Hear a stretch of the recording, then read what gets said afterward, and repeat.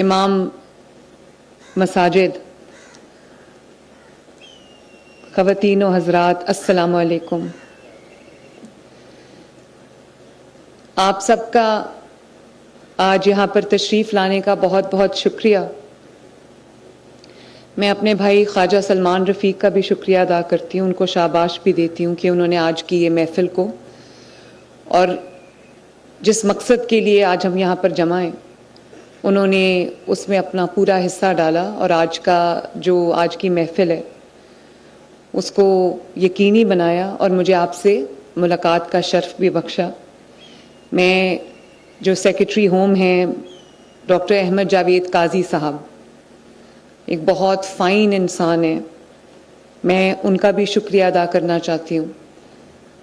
मैं तमाम कानून नाफिज करने वाले इदारे जिसमें पुलिस शामिल है, आईजी पंजाब यहाँ तशरीफ़ रखते हैं, उनका शुक्रिया अदा करना चाहती हूँ। एआईजी वसीम जो सीटीडी के हेड हैं उनका शुक्रिया अदा करना चाहती हूँ। स्पेशल ब्रांच का शुक्रिया भी अदा करना चाहती हूँ।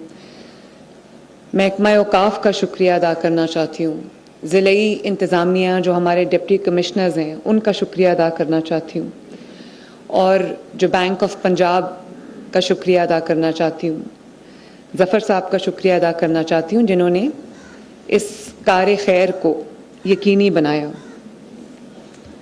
मेरे बहुत मोहतरम भाइयों और बुज़ुर्गों,